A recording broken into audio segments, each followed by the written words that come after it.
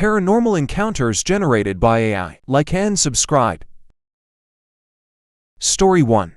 Samantha had always wondered about the paranormal. She never really believed in ghosts or spirits. But she had to admit that the thought of communicating with those from the other side was intriguing, so when her uncle's old house became available for rent, she jumped at the chance to stay there for the summer. Upon arriving at the house, she started to get a strange feeling like she was being watched.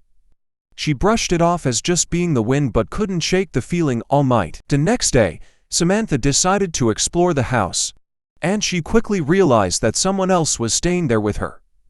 The feeling of being watched had intensified, and there were times when she could hear whispers coming from inside the house. At times, Samantha felt like someone was touching her shoulders or playing with her hair.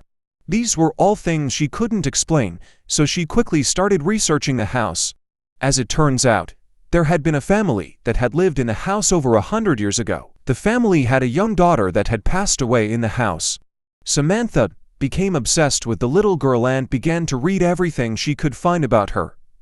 Sometimes, she would sit alone in the house and talk to the little girl, asking her if she was there or if she needed anything. One evening, while sitting alone in the living room, Samantha felt a cold draft and heard footsteps coming towards her. She wasn't alone anymore. Samantha's heart raced, and fear gripped her as the little girl stood before her. The little girl was not scary, though.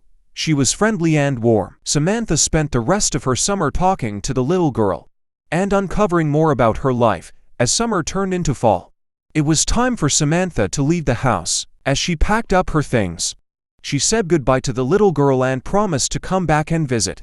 Samantha left the house and walked away, feeling happy and fulfilled from a summer of paranormal encounters. Story 2. One night, a woman named Heather was sleeping soundly in her bedroom when she was suddenly awoken by a strange noise. She sat up in bed and looked around, but everything seemed normal. However, she couldn't shake the feeling that something was off. As she tried to go back to sleep, she heard the noise again, a faint tapping sound coming from the wall.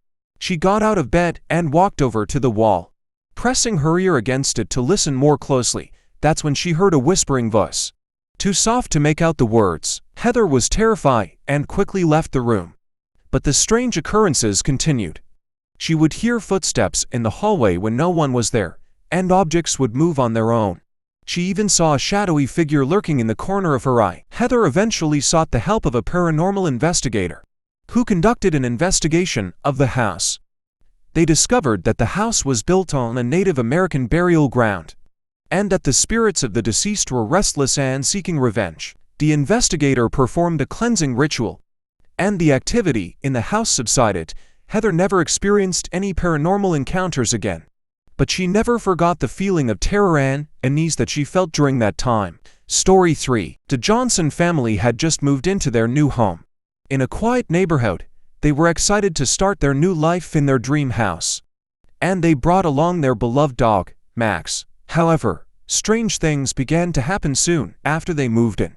Objects would move on their own, doors would slam shut, and they could hear footsteps in the hallway when no one was there.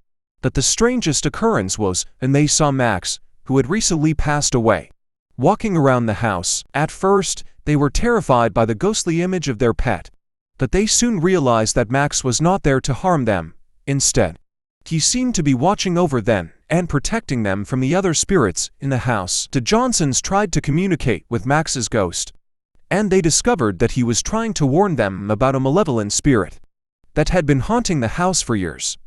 They learned that the previous owner of the house had died in a tragic accident, and his spirit had never left. Max's ghost helped the family to identify where the malevolent spirit was in the house, and they were able to perform a cleansing ritual to get rid of it. The family never saw Max's ghost again, but they were grateful for his help in ridding the house of the malevolent spirit. From then on, the house was peaceful, and the Johnsons felt safe and secure in their home. They felt that Max's ghost had brought them comfort and protection during their time of need, and they would always remember him fondly. Story 4. Once upon a time, there was a couple named Jake and Lily.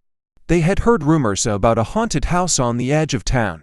But they didn't believe in ghosts and decided to explore it anyway. As they entered the dark and cold mansion, they felt a chilling breeze and heard creaking sounds coming from the wooden floors. Suddenly, they saw a shadowy figure appear before them. The figure beckoned for them to follow and disappeared into the darkness of the hallway. Even though Jake and Lily were scared, they were also curious and followed the figure down the hall. As they followed the figure, they eventually reached a room with an old portrait hanging on the wall. The portrait was of a woman who looked like she was from the past. Suddenly, the woman's ghostly appearance appeared before them. She told them the story of how she had been wrongfully accused of a crime and had been hanged for it. She had been seeking revenge ever since. The couple was shocked, scared, and amazed all at the same time. They left the mansion and vowed to never return. From that day forward, they had a newfound respect for ghosts, and they never spoke of the haunted mansion again. Story 5. The dark shadow phenomenon is a common experience among paranormal enthusiasts, often referred to as shadow people. These dark figures are often seen as fleeting glimpses in the corner of one's vision, lurking in the peripheral view for a split second before disappearing. Some people have even reported the shadow people actually appearing to have their own consciousness and intent. One case I'm aware of involves a woman named Sarah, who had recently moved into an old, creaky house in the countryside. Her son was away at college, and her husband worked at the office for long hours. Despite being a small house, Sarah had trouble remembering the layout and finding her way around.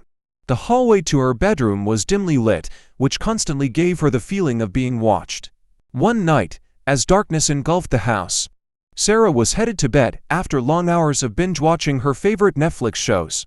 As she was walking down the eerie hallway to her bedroom, she noticed a dark shadow flit across the wall that freaked her out.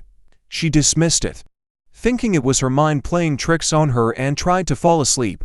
Over the next few days, she kept noticing the same figure in the corner of her bedroom, vanishing as she turned on the lights. One night, as she was about to doze off, something grabbed her ankle. She jolted awake and saw the shadow person lurking at the edge of her bed.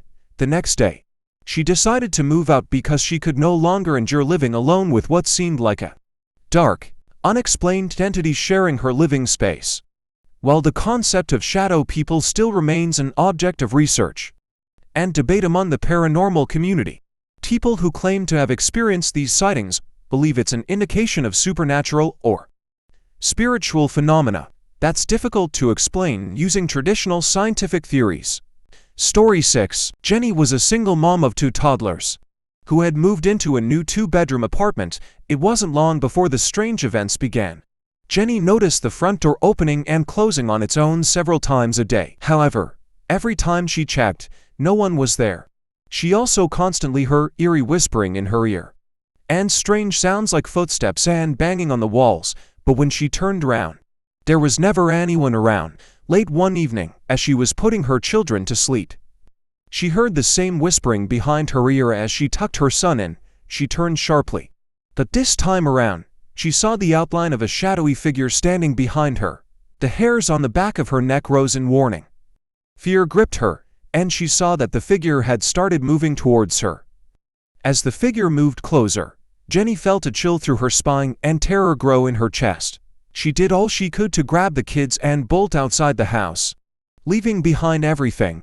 That night, she decided she could no longer live in the apartment. Believing the place was seriously haunted, she didn't wait around to investigate what it was. She just packed up her belongings and left that very night. To this day, Jenny believes it was a malevolent ghost that was attached to her apartment, and she's thankful that nothing more sinister happened. Story 7. On the outskirts of London, there was a grand apartment building that proclaimed modernity and luxurious living. It was the haunt of fashionable people and young professionals who worked in downtown London. Roommates Laura, Haley, and Bethany had moved into the posh apartment, hoping to have a good time this summer. The large windows overlooked the city streets, which were bustling with traffic and nightlife. The apartment got plenty of sunlight, but during the nights, the place took on a sinister aspect, and Laura was unnerved by a haunting sight that they experienced every day. Each night, they would see a ghostly figure out of the windows. It was a young woman with swirling hair in a transparent gown. But it wasn't until the night of June 20th that things turned dark. Daphne was in the kitchen, cooking a meal. Haley was in the bathroom, straightening her hair, while Laura was on the couch, reading a novel. Suddenly, the temperature took a plunge, and the lighting dimmed without any reason. The noise of footsteps filled the apartment. The girls were paralyzed by fear as they saw the ghostly figure moving across the room. Her hair swayed, her gown murmured, and her eyes glowed with an unknown force. She was nothing like anything they had ever seen before. They couldn't move or scream. As the ghostly figure approached them, the roommates could hear her whispering sorrowfully, and all at once, the lights turned to full brightness, the windows slammed shut, and the air conditioner shuddered to a stop. From that day on, the girls never dared to stay awake overnight and moved out soon after. London residents still whisper stories about the 3 roommates who lived in the haunted apartment of the Fancy Building. Story 8. Dolly and her 10-month-old baby had recently moved into a small apartment on the north side of Chicago. The previous tenant had left no mention of any paranormal activity to the landlord, and the price was right, so Dolly signed the lease without a second thought. But soon after moving in, Dolly started to experience strange things happening in the apartment. Doors would open and shut inexplicably, and she would hear muffled footsteps when no one else was home. But the weirdest thing was that her baby always seemed to be scared and cried incessantly. Despite her best efforts to soothe him, one night, Dolly was awakened by her baby's cries and went to check on him in his crib. As she entered the nursery, she saw a shadow moving past the window and heard the front door slam shut. When she turned on the light, nobody was there. But her baby was terrified, and she had never heard him cry so hard. Days went by, and Dolly had become increasingly sleep-deprived and nervous. Her emotions were really on the edge. The activity slowed down, and the actual source of the paranormal activity was thought to be over for now. One night, when Dolly and her son were alone in the apartment, she heard someone calling out her name. The voice seemed to be coming from the other side of the bedroom, but no one was there. The baby was also looking and cooing in that direction. Suddenly, the door to the room slammed shut, and the lights went out. When Dolly tentatively tried to open the door, she discovered that it had been locked from the outside. They were trapped inside, with whatever force had been making the noises and scaring her baby. She managed to get the door open after a while, and nothing was there. She had had enough by this point. So the very next day, she packed up all her daughter's belongings and left the apartment. She never looked back. Thanks for listening, guys. Check out my other videos.